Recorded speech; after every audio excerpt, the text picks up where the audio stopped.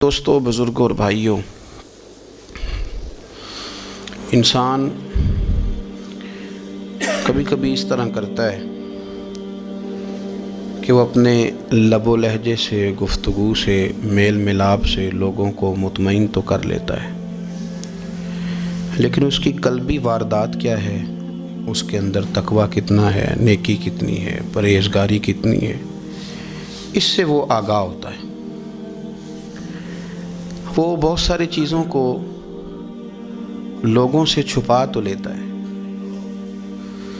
لیکن اپنے آپ سے نہیں چھپا پاتا، اپنے رب کریم سے نہیں چھپا پاتا۔ پھر یہ ہوتا ہے کہ وہ جھوٹی تسلیوں سے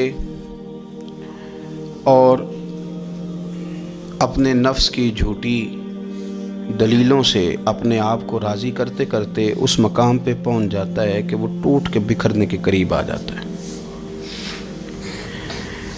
اسلام ایمان کی، عقیدے کی، روحانیت کی بات کرتا ہے، اور یہ ساری چیزیں انسان کے دل کے ساتھ تعلق رکھتی ہیں۔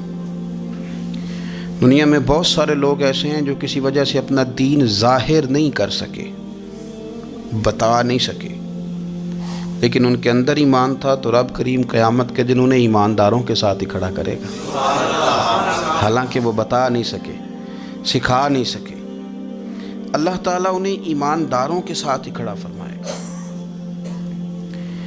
تو یاد رکھنے کی بات یہ ہے، سمجھنے کی بات یہ ہے کہ اپنی قلبی واردات پر، اپنے دل پر، اپنے باطن کی کیفیات پر نظر رکھی جائے، اور جتنی کمزوریاں اور کوتاہیاں ہیں ان سے اپنے آپ کو بچایا جائے، اور بہت ساری ایسی چیزیں جو نقصان کا باعث ہیں، ہم کہہ کے اپنے آپ کو مطمئن تو کر رہے ہیں لیکن ہمارے دل کو، روح کو نقصان دے رہی ہیں، ان سے بچا جائے۔ قرآن حکیم فرقان حمید نے ارشاد فرمایا، سورہ ملک کے اندر فرمایا، وَأَسِرُّوا قَوْلَكُمْ، تم کوئی بات چھپا کے کرو، اَوْ اجْهَرُوا بِهِ، یا اعلانیہ کرو۔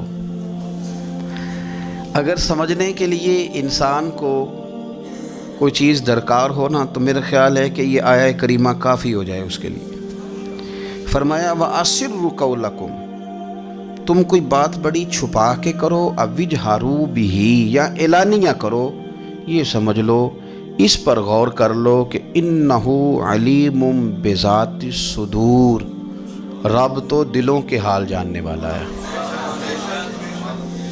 تم اعلانیہ کرو یا چھپا کے کرو، وہ تو جانتا ہے، علیم بذات الصدور، وہ تو دلوں کے حال جاننے والا ہے۔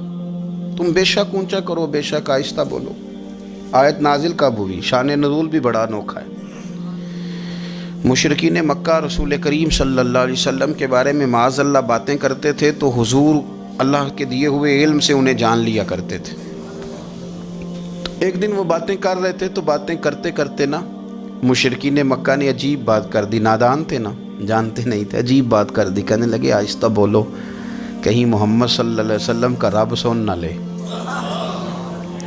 آہستہ بولو، اونچی بات نہ کرو، کہیں مصطفیٰ کریم علیہ السلام کا خدا سن نہ لے۔ تو اللہ نے آیت نازل کر دی، فرمایا نادانو وَأَسِرُّوا قَوْلَكُمْ أَوْ اجْهَرُوا بِهِ، آہستہ بولو یا اونچا بولو۔ اور شارحین نے، مفسرین نے لکھا ہے نہ بھی بولو، آہستہ بولو یا اونچا بولو، یا بے شک تم کوئی بات زبان سے ادا نہ بھی کرو، إِنَّهُ عَلِيمٌ بِذَاتِ الصُّدُورِ، رب تو تمہارے دلوں کے حال جاننے والا ہے، اسے تو پتہ ہے تم نے سینے میں کیا چھپایا ہے، حسد چھپایا ہے کہ رشک چھپایا ہے، عداوت چھپائی ہے کہ محبت چھپائی ہے، اسے تو پتہ ہے، اسے خبر ہے، اس لیے کہ وہ نظر ہی تمہارے دل پہ رکھتا ہے، اسے پتہ ہے تمہارے اندر کیا ہے۔ ہم لوگوں نے نا اپنی سارے معاملات دنیا داروں سے، لوگوں سے، یاروں سے، دوستوں سے وابستہ کر لیے۔ ہمیں تعریف بھی بندوں سے چاہیے،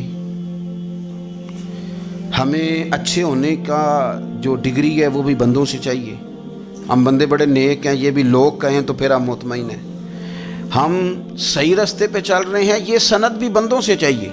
ہر بات پر اعتماد خلق، ہر وقت لوگوں پر ہی دھیان، لوگوں پر ہی توجہ، لوگوں کے معاملات ہی ڈسکس کرنا، بھئی یہ تو تیرے ذمہ ہی نہیں۔ تجھے تو کہا گیا ہے کہ وَمَن يَتَوَكَّلْ عَلَى اللَّهِ، تو اپنے رب کی ذات پر بھروسہ کر، فَهُوَ حَسْبُ، وہ تیرے لیے دنیا میں بھی کافی ہو جائے گا، آخرت میں بھی کافی ہو جائے گا، وہ تیرے لیے کافی ہے تیرا رب رسول۔ تو اللہ رسول کی جانب توجہ کر۔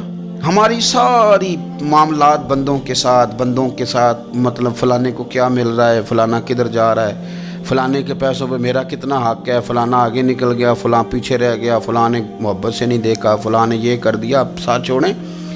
یہ تو ہر وقت تو ذکر آپ کو اللہ کا کرنا تھا۔ یا ایھا الذین آمنوا اذکروا اللہ ذکرا کثیرا وسبحوہ بکرۃ واسیلا۔ یہ جو آپ ہر وقت بندے کر رہے ہیں، یہ تو آپ کو حکم ہی نہیں ہے، آپ نے تو ہر وقت اللہ اللہ کرنی تھی۔ تو جو کام کرنے کا تھا وہ چھوڑ دیا، جو نہیں کرنا چاہیے تھا اس پہ بحث شروع کر دی۔ پھر دل کے اندر مد و جزر خراب ہوتے ہیں، قلبی واردات بگڑ جاتی ہیں، حسد پیدا ہوتا ہے، انسان کو لالچ پیدا ہوتا ہے، انسان حریص ہو جاتا ہے، انسان لوگوں سے عداوتیں پال لیتا ہے۔ کبھی ایسا کام نہ کرے۔ شہد بڑا میٹھا ہوتا ہے، عرب کے اندر ایک درخت پایا جاتا تھا، ایلوا اس کو کہتے تھے۔ اس طرح ہمارے ہاں نیم نہیں ہوتی، کڑوا ترین اس کا ذائقہ ہوتا ہے، اور آپ کچھ دیر اس کو پانی میں ڈال دیں تو پانی بھی سارا کڑوا ہو جاتا ہے، چونکہ اس کے خمیر میں رب کریم نے کرواہٹ رکھی ہے، اور وہ حکمت ہے، اس کرواہٹ کا بھی اپنی جگہ فائدہ ہے۔ لیکن حضور سید عالم صلی اللہ علیہ وسلم نے ایک مثال بیان فرمائی، اور وہ بڑی سمجھنے کی ہے۔ حضور مثالیں دیتے تھے تو کمال ہو جاتی تھی، بڑے سے بڑا ان پڑھ بندہ بھی اس کی روح تک بات اتر جاتی تھی۔ کریم محبوب علیہ السلام فرمانے لگے کہ اگر ایلوا درخت کے کچھ ٹکڑے شہد میں ڈال دیے جائیں نا، تو شہد سے زیادہ میٹھی چیز کوئی نہیں ہوتی۔ تو حضور فرماتے ہیں کہ وہ ایلوا کا درخت جو ہے وہ شہد کو بھی بگاڑ دیتا ہے، اس میں کرواہٹ پیدا کر دیتا ہے، حالانکہ وہ بڑا میٹھا تھا، اپنی جگہ اس کی مٹھاس میں کوئی کسی قسم کی کمی نہیں تھی، لیکن وہ ایلوا کے درخت نے اسے بگاڑ دیا۔ اللہ کے محبوب فرماتے ہیں جس طرح ایلوا کا درخت شہد کو تباہ کر دیتا ہے نا، اس طرح حسد آدمی کے ایمان کو تباہ کر دیتا ہے۔ ایمان بڑی میٹھی چیز ہے، بڑی حسین چیز ہے، لیکن جب حسد آ گیا نا، حسد ہے کیا؟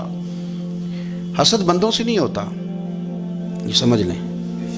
حسد کا مطلب، حسد کی لغوی تعریف یہ ہے کہ یہ سمجھ لینا کہ یا اللہ اسے نہیں دینا چاہیے تھا، مجھے دینا چاہیے تھا، یہ تعریف ہے۔